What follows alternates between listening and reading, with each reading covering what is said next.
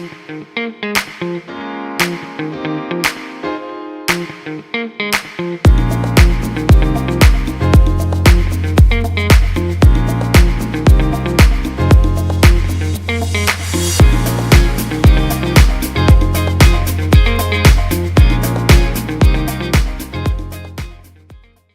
you.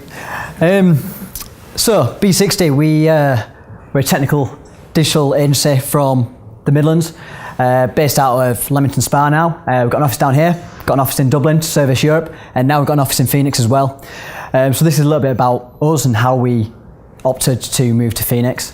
So B60, we never really do anything the typical or the standard way, and perhaps as we go through this story, you'll begin to realise what I mean by that. So, as I said, we're a digital agency. We aid large-scale enterprises, brands globally to move through digital transformation. The services we offer range from development, consultancy, design, and that covers everything from app design, web design, AR, VR, AI, IoT, anything digital we can pretty much do. But our biggest defining factor in the market is really that we apply those tech principles and those rapid kind of startup principles to large businesses, and it's something that we're quite proud of really, because we really managed to help businesses get results really quickly. Typically we can get returns on investments for within 6 to 8 weeks, which is quite impressive when you're talking to large businesses. So yeah, our mission is to be that digital partner of choice for businesses around the world. So if I now jump into a little bit about how we ended up in Phoenix and what we did to get there. The US had always been on the roadmap for us. We'd always thought, look, that's a really big market. We actually commissioned some research to analyse how big the market was, and it was pretty big. There's a lot of organisations out there who were in need of and are still in need of our services. And actually what initially happened was that our marketing, from a content strategy standpoint, was putting us out there. People were contacting us, asking us to comment on things, asking us for help with their projects. And the question was being posed, well, can we just service these guys from afar, or do we actually need a base out there? And that's where the research came in.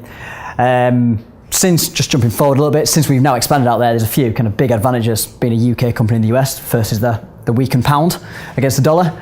Always means we're quite competitive from a price standpoint, but still offer the really high value that the brands and enterprises require. But secondly, it's the fact that we will actually put our technical guys, our analysts, our developers, our designers into the US businesses. We'll drop a pod into their team. And it's something that our clients now tell us that a lot of the US market and a lot of our US counterparts just are not doing.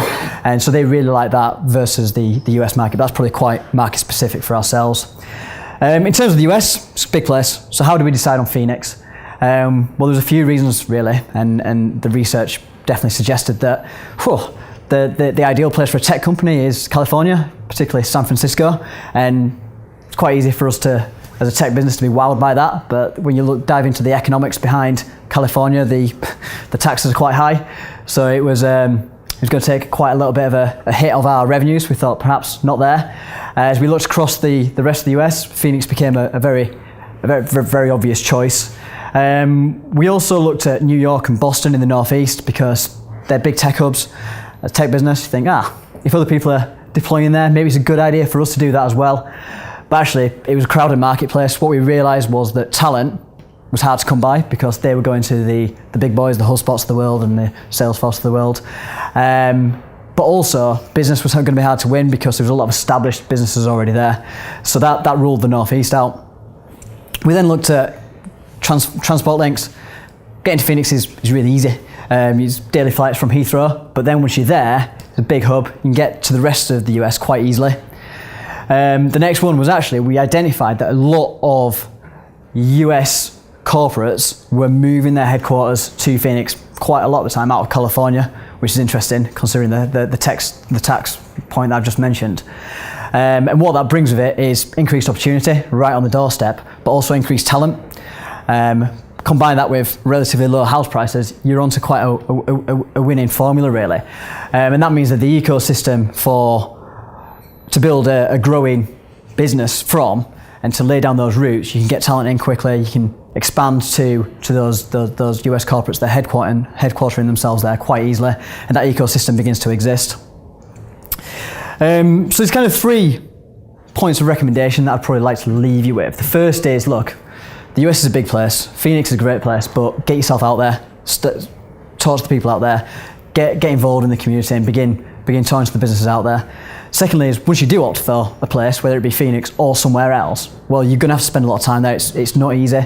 You're going to have to spend time there building businesses, building business, building your network, and really reaching out and spreading your network as far as it will go.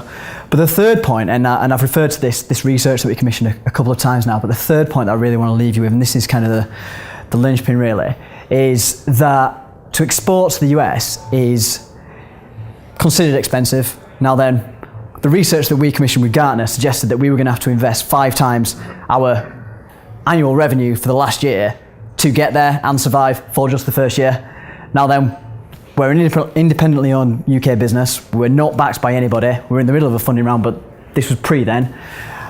And we didn't have the funds. So I was like, well, come on, let's apply the principles that we talk to our clients about on a day-to-day basis. Let's prove the concept. So we went out there and won a client, and then from there we realised that actually there is business out there, you can win it, and well actually there's now a self-sufficient ecosystem that is we can springboard from. So we've got guys on the ground out there full time now, all of which is funded by that first client, and from there we're expanding.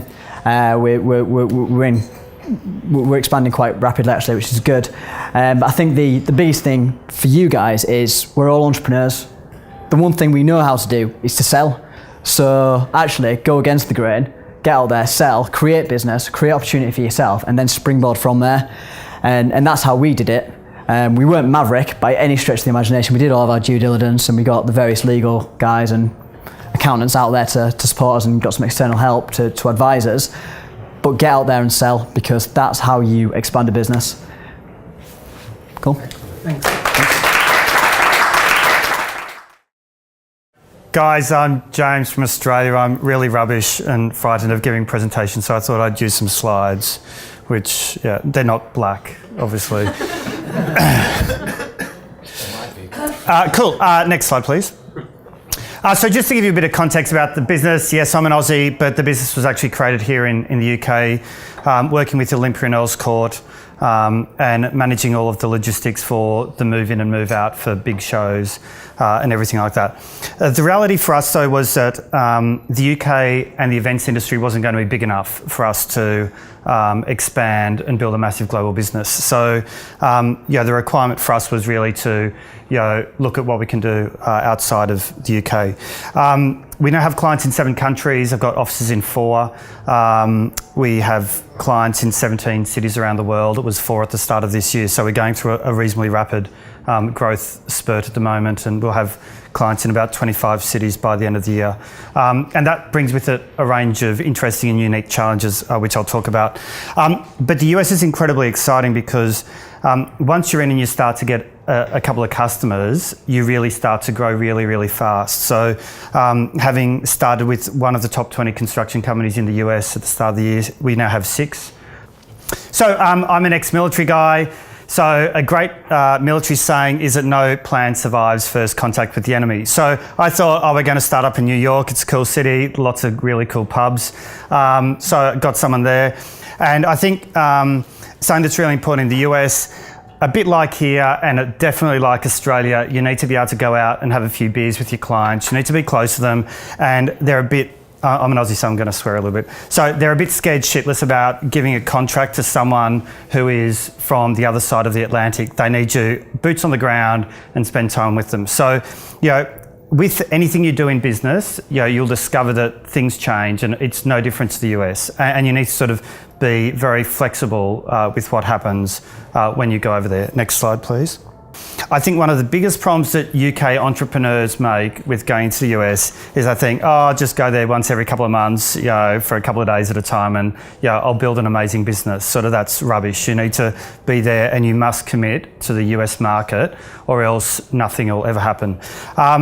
We now have 2 offices over there at the moment, one in New York, one in Los Angeles, and we're about to start up a 3rd office in Florida.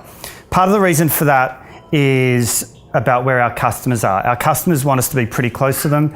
North America is a large place, so we sort of try and have our staff within about 3 hours of where our customers are. So we've got, again, start of the year we only had a customer in Boston. We now have our software deployed in 8 cities in North America, soon to be 12. So it's really important to have that very close client interaction.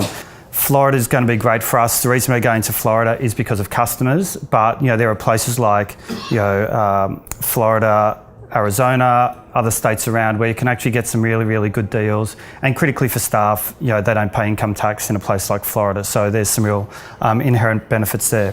Next slide, please. Okay, you must get US attorneys. Like, if you do not, you will end up in a whole world of hurt. So it is a highly litigious environment.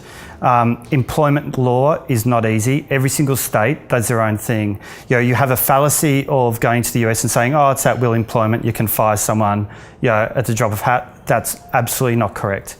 When you start getting into contracts with customers, you really need to understand how you have to do it in the US. I would highly recommend going to Wilson Sonsini, and that's how I ended up doing this. But if you do not have decent US legal assistance, you are going to get into a lot of trouble. So it's absolutely fundamental to do this.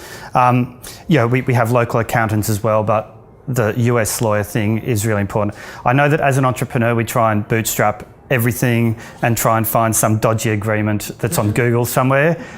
It doesn't work, and the potential repercussions of not getting this right are just so big. It's not funny, and if you go into a due diligence round with investors or customers, they will sort of look through this really, really fast. Next slide, sir.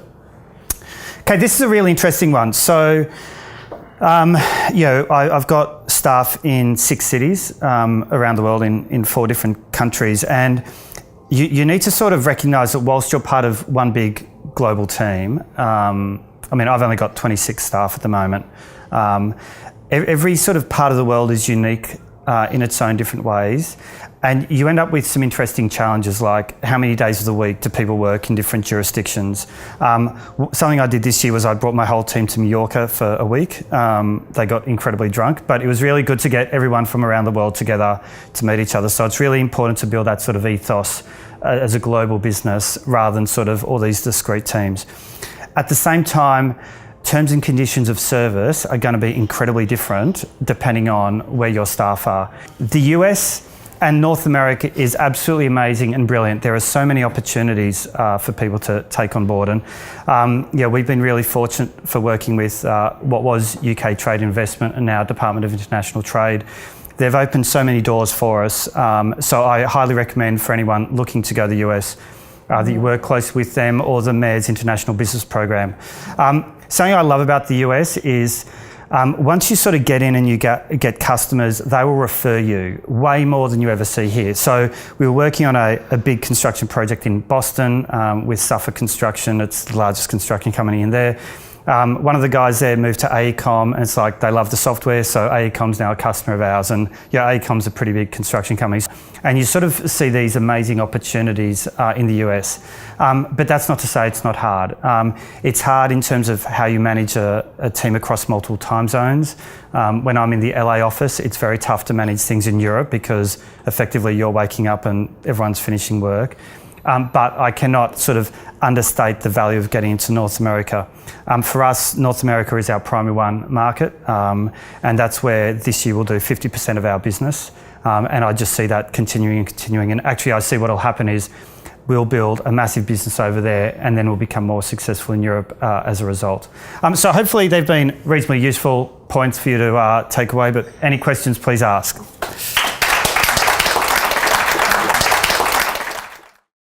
Okay, so the story of Glasswall is a story of persistence. We have a little joke within the company that we're the world's oldest startup. And in some respects, that's true. The origins of Glasswall came at a time where, I don't know, cast your minds back to the post 9/11 era, where people were sending literal viruses through the mail to congressmen and senators in the United States.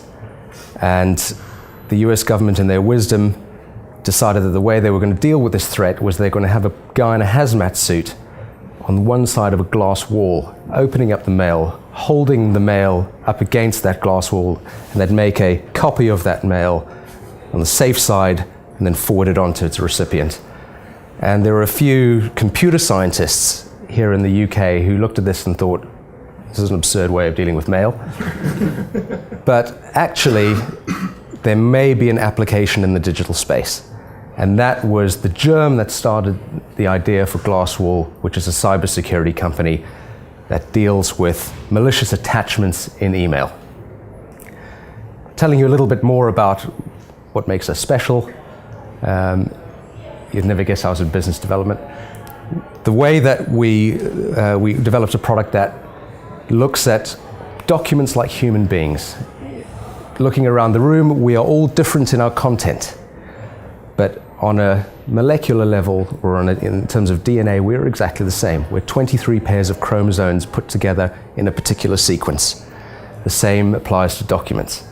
Documents are all put together in a particular sequence as dictated by their manufacturer. So what Glasswall does very quickly is that we look at any deviation from standard. We don't look for bad, we're not in the business of detecting bad, but we compare documents to what they should look like in terms of their file structure, and then remediate them and make them compliant to the manufacturer standard, thereby taking out any possibility that anything is malign. So this is a piece of technology that we worked on for years, way before this stuff was really in the media, before businesses were thinking about it, before governments were thinking about it, but we kept on going. And we were fortunate enough to have a conversation one day with a guy called Sir Ian Lobban, who was sitting on the board of GCHQ. He looked at our technology and he thought, this is very interesting, you're a British company, I should tell my colleagues around the world about this. And he happened to have a conversation with someone at the NSA at a time that they were thinking about document-based protection. And we got a call from someone from the NSA saying, hey, we've heard about you guys, we're doing a test, and would you like to be part of this test? Putting aside our fears that we thought this was a prank call, we said, absolutely. So we went into a test with the NSA where they put together the very best market-based solutions. They put together their own hardware-based solution, which by their own admission was not really scalable. And then they decided to fire 375,000 of the most malicious viruses they could get their hands on through everything. The best market-based solutions stopped about 68%. Their solution stopped about 94%. And I would say we got lucky, but I believe in our tech. We stopped everything. And that was the catalyst to starting Glasswall Government Solutions, which is our US entity, dealing specifically with the US government.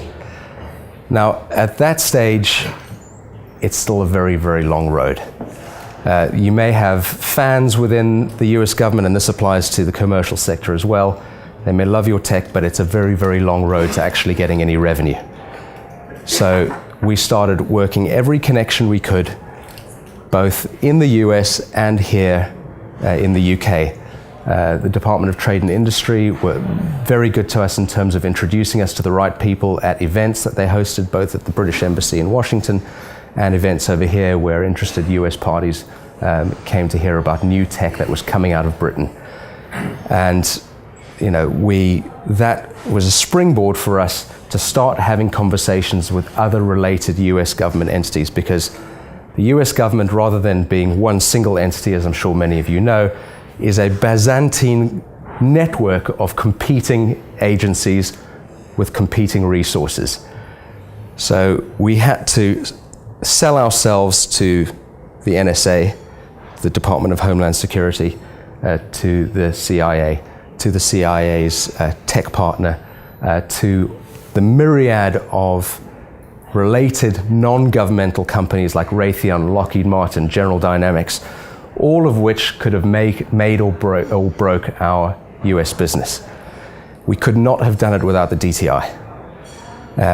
But as these guys have already told you, we also couldn't have done it if we didn't have boots on the ground. We had to be there in their faces every single day, being present, working the network and making sure that we weren't forgotten. That has been tremendously successful for us in terms of now developing relationships, and finally, after about 18 months, getting to the point where we're now starting to sign contracts with the US government that we hope will be tremendously sticky. A long road going all the way back to around 2002, 2003. But the message that I have for you is there were some times where we thought it really wouldn't go anywhere. There were some times when we looked at the US business where we thought it couldn't go anywhere. But persistence pays off.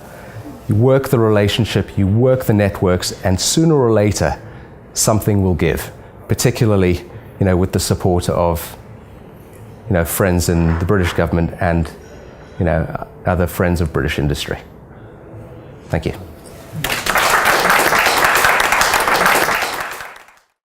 Good evening. Can I just ask who's in the audience? Who's entrepreneurial? Hands up. Okay, so a few of you. Who's in America already?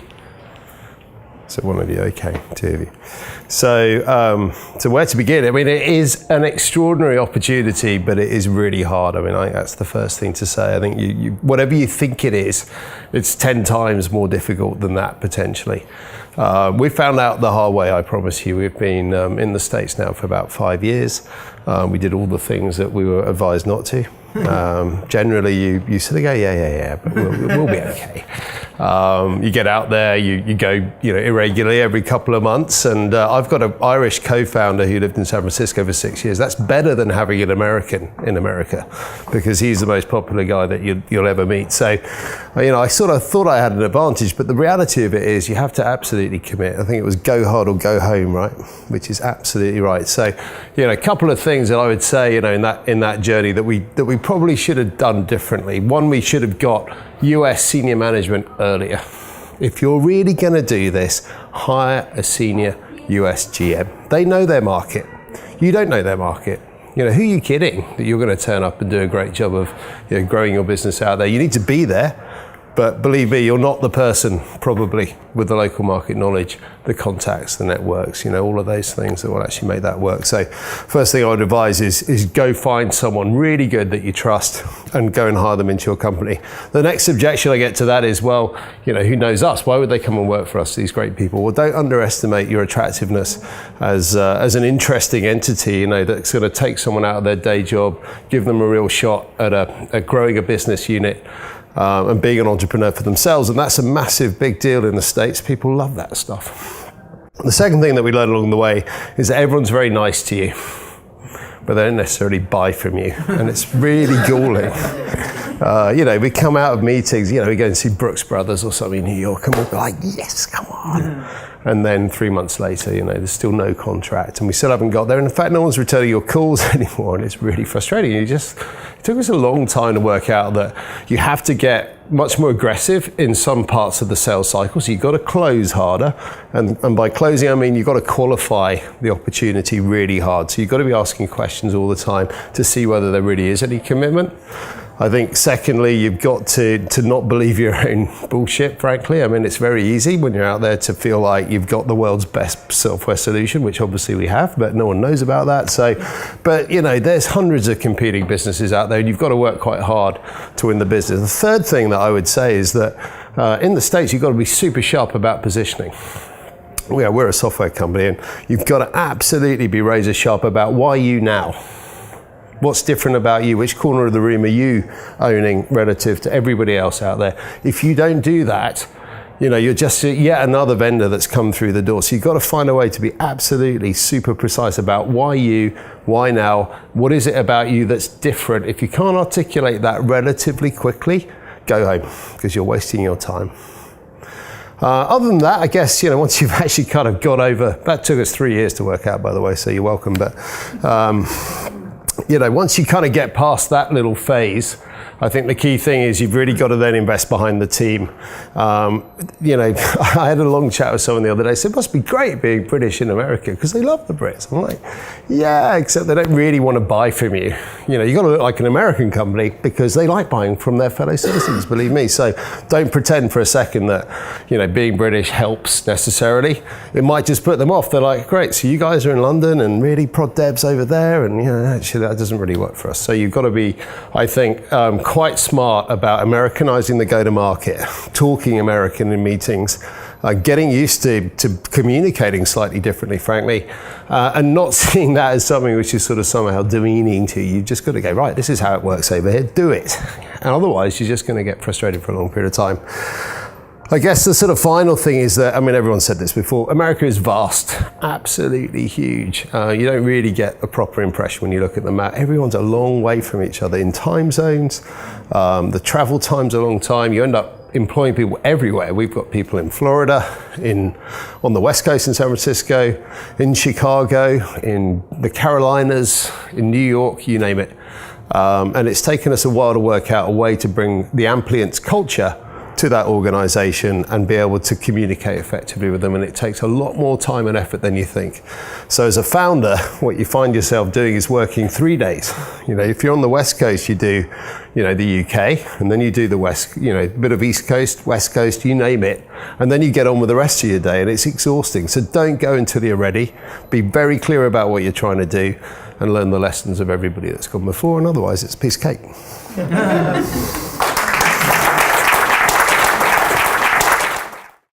I'd like to ask you each, what one thing would you do differently? What, you know, a piece of advice that, you know, didn't work, but you figured it out, changed it. What would be the thing that you would change or do differently? I think I would focus on the US and not get distracted by things at home, because let's not forget there's a day-to-day operation going on at home when you're looking further afield. And if you're distracted when you're out there trying to win business in a new territory specifically, no matter what's going on at home, you will fail. And so you've got to maintain that laser focus to be successful. From our perspective, we committed the cardinal error of trying to do it from London. And we nearly lost a massive piece of business because of it. Again, it's been said many times here, get people, American people, into an office in the US. And it doesn't have to be in New York, it doesn't have to be in LA or San Francisco, but get someone there who can speak the language that resonates with your potential customers and who can be present, because they'll need to be. Yeah, I've made so many mistakes, it's not funny. I'll tell you the big one in a second, but here's a crazy little one. So another client of ours, again, multi-billion-dollar construction company, they were paying an invoice recently. I thought, okay, they'll send us by a wire transfer. No, they sent us a check to the UK. And it took 6 weeks to clear. And it's a massive check. Anyway, so there are a lot of little small things like that. But I think, you must commit. You must be there, and you have to be on the ground, because when you hire people locally, you can't say, I've hired 2 people in New York, they'll be fine. And then you come back to the UK. You must be there on the ground with them, driving the business, or else you're just wasting your time, and you're spending a crazy amount of money, and you're losing credibility with potential customers. I don't think we were quite ready, by which I mean have an absolutely razor sharp, clear articulation of what we were doing and why we were doing it and where we were going to win. If we'd have waited for a year and done a bit more research, I think we'd have probably been a year ahead of ourselves, ironically. And then once it hit, I think you've just got to commit wholeheartedly. Forget all those European markets over there that kind of look interesting, and Brian over here says, I know Holland and I'm going to go and do that. Don't waste your time and energy on that. If you're going to do the States, just go do the States. It's vast, but you could win big.